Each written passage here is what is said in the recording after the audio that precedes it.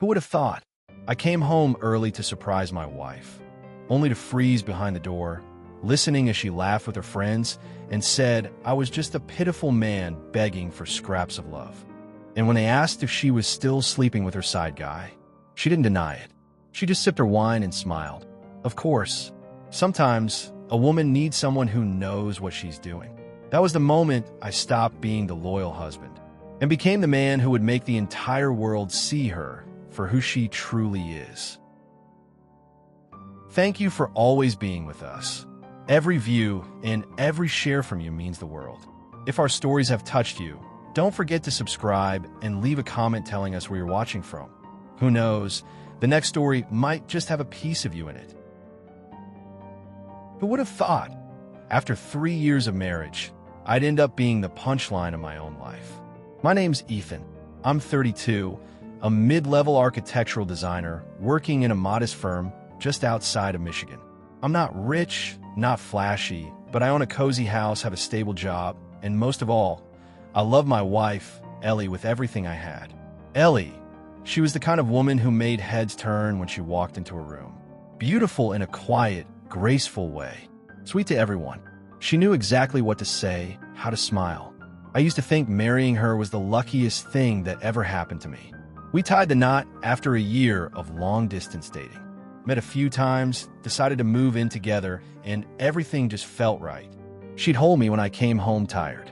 She'd remind me to take my meds. She even learned how to bake my mom's signature apple pie because she knew how much it meant to me. But sometimes, love is like a fogged-up mirror. It hides the cracks until it's too late to fix them. That night, I came home early. My meeting had been canceled, and I thought I'd surprise Ellie with her favorite dinner. Fresh seafood pasta from that Italian place she loved, plus a bottle of crisp, white wine she used to save for work stress nights. I opened the front door quietly, hoping to catch her off guard.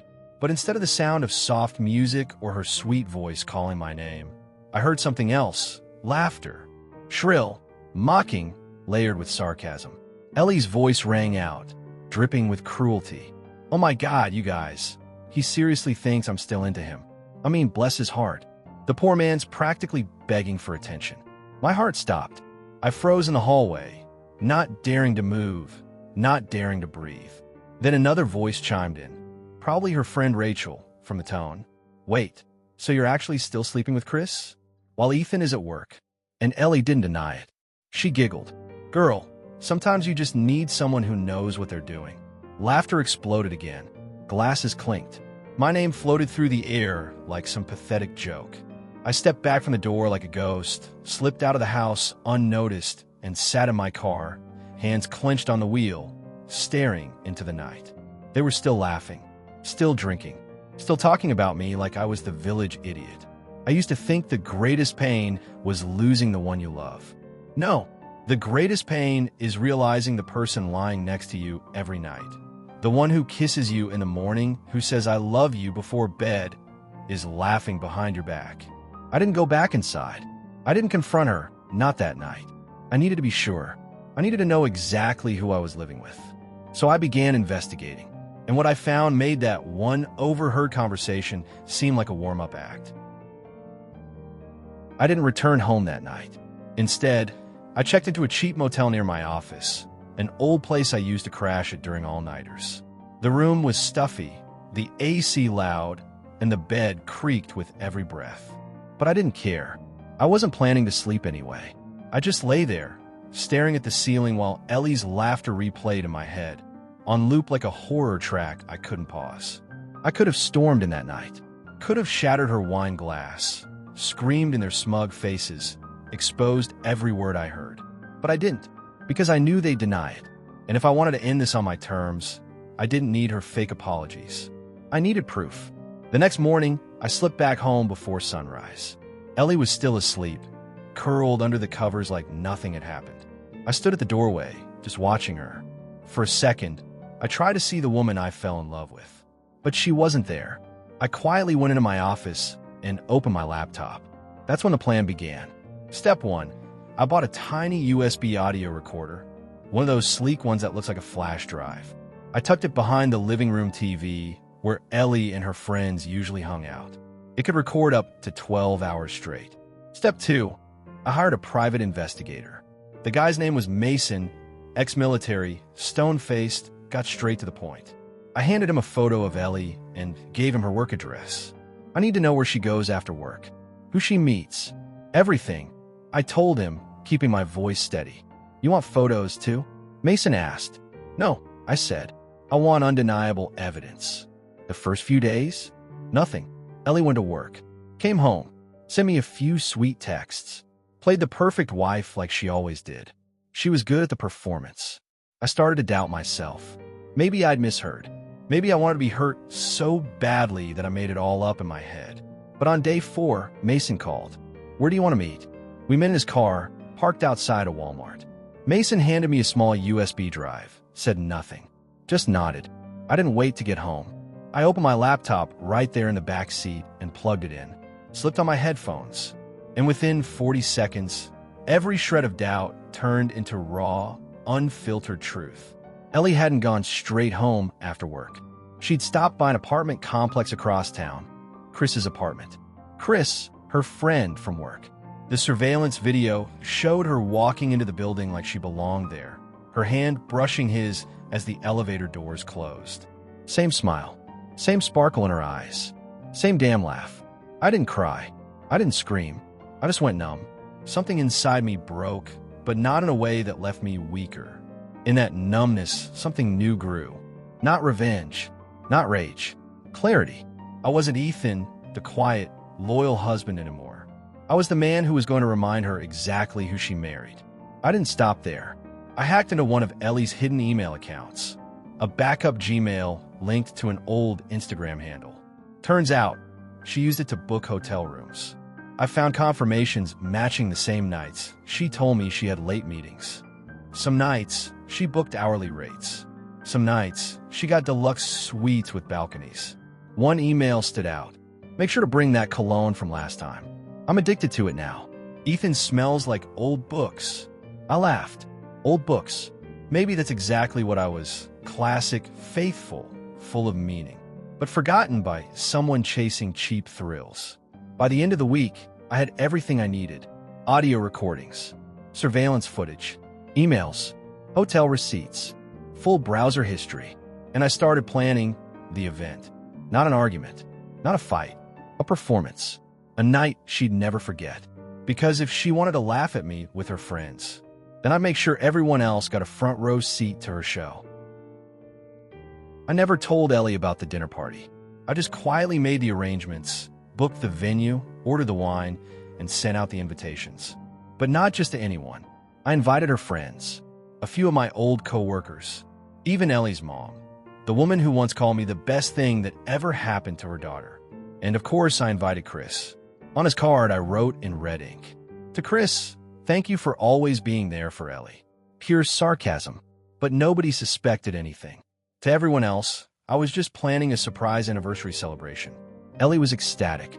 She loved parties, especially when she got to be the center of attention. "What are you planning, sneaky man?" she teased, wrapping her arms around me as I finalized the guest list. "Wait, is this about our anniversary?" I turned to her and smiled. "Exactly, Ellie. A night no one will ever forget." She giggled and walked away, completely unaware she'd soon be the lead actress in the final act of her own twisted play. I booked a small, elegant restaurant with a private VIP room, warm lights, fresh flowers, soft background music. Everything looked like a scene from a romantic movie. I wore my best black suit, tied my hair back neatly, greeted each guest with calm, collected smiles. Then Ellie walked in, radiant in red, arm in arm with her mom, glowing like she was born to be adored. I caught her eye. A flicker passed through her expression. Surprise? Guilt? Didn't matter. Chris arrived late. He stumbled in, slightly tipsy, still smelling like cigarette smoke. I waved him over, cheerful. "Chris, there you are." He froze when he saw me, then slowly walked over with forced politeness. "Hey, Ethan." I poured him a drink. "Tonight's going to be unforgettable." He gave a half laugh, not knowing how true that would be. As glasses clinked and chatter filled the room, I stood up and tapped my fork against my glass. "I want to thank you all for being here tonight. I said warmly. Today marks the 3rd year Ellie and I have been married. Polite applause followed. Ellie smiled and placed a hand over her chest like she was touched. I continued. 3 years of love, trust, and betrayal I never saw coming. The room fell silent. Ellie frowned. Ethan, what are you talking about? I stepped into the center of the room, pulled a small remote from my pocket. Remember when you said you were working late for your new boss? I said softly. Funny, the hotel surveillance footage didn't get that memo. I clicked the remote. Behind me, the projector screen lit up. The video played. Ellie entering a hotel with Chris, hand in hand, laughing, looking like she owned the place. No, Ethan, turn that off. Are you insane? But I didn't stop. And here, I said, holding up a stack of papers, are your emails, your browsing history, your hotel receipts. I've printed copies for everyone. Check your play settings. Stunned silence. Chris went pale. Ellie's mother gasped, covering her mouth. Friends looked away, too embarrassed to meet her eyes. I turned to Ellie. You made me a joke in front of your friends. You laughed about me behind my back. Said I wasn't man enough. Tears welled in her eyes. Ethan, please. I'm sorry. No, I cut her off. I don't want your apology. I want my freedom. I pulled out the signed divorce papers. Already signed. My lawyer will be in touch tomorrow. I didn't wait for a response. I walked out of that room. Calm, composed, leaving behind the stunned faces, the shattered pride, the silence louder than screams. But I didn't feel empty. For the first time in years, I felt light, because finally, the only one laughing was me. After that night, I left. I didn't pack much, just a small suitcase, a few changes of clothes, and the hard drive holding all the evidence I'd gathered. I didn't look back. I didn't answer her calls. Ellie messaged. She called. She cried. Over 100 texts in 3 days. At first, she begged. Then she threatened. Then came the bargains. And finally, silence. And that silence? That was the answer I needed. I rented a small apartment by the lake. The kind where the sunlight hits your face in the morning and the breeze sings through the windows in the afternoon. For the first time in months, I could breathe again. I went back to everything I'd abandoned. My piano, my unfinished sketches, the dream of becoming an independent designer I'd buried for the sake of a stable life with Ellie. I spent a lot of time alone, and I realized I wasn't lonely. I was healing, learning to love myself again after giving so much of me to someone who never deserved it. A month later, I received a text from an unknown number. I don't know how to say this, but I think you should see this. Attached was a screenshot of a chat between Ellie and my lawyer. She'd tried to bribe him, offering a special deal if he helped her secure a bigger cut of the assets. Even hinted at faking messages to frame me for cheating first. I laughed. A woman who could cheat on her husband, laugh about it, then try to outplay the law? Nothing surprised me anymore. I didn't respond. I forwarded the messages to my new legal team. More experienced, more expensive, and less forgiving. I wasn't going to settle. I wasn't going to play nice. She would face real consequences this time. 3 months later, it was over. The divorce was finalized. The court ruled in my favor, thanks to her documented infidelity and attempted legal manipulation. The house was mine. I sold it and used the money to start again. I didn't think I'd ever love again. Not soon, at least. Until one rainy morning when I ducked into a little bookstore by the lake and met Emily. She owned the place, wore glasses, her hair curled naturally, and she had a smudge of blue ink on her thumb. We talked about Hemingway, then jazz. She wasn't flashy like Ellie, not seductive, not intoxicating, but she was real. No pretense, no games, just honesty and a quiet strength I hadn't known I needed. After a few visits, I realized some people don't come into your life to possess it. They come to heal it. 1 year after I walked away from Ellie, I was sitting with Emily on the porch of her shop, sipping coffee, watching the spring rain dance across the lake. My phone buzzed. An email. I opened it. It was from one of Ellie's former friends, a video clip from a new group chat. I pressed play. This time, it wasn't Ellie laughing. It was them, her new circle, laughing at her, calling her the woman who tried to scam both her lawyer and her ex-husband. Ellie sat there on camera, hollow-eyed, trying to smile, but failing miserably. I closed the video. Emily looked at me. What was that? I smiled. Nothing important. Just karma showing up. Finally, she didn't ask more, and I didn't feel like explaining, because now, the last laugh was mine. Subscribe to the channel now and turn on the notification bell so you won't miss the next story about betrayal, revenge, and redemption. What do you think? Share your thoughts in the comments below and let's talk about it. See you in the next story.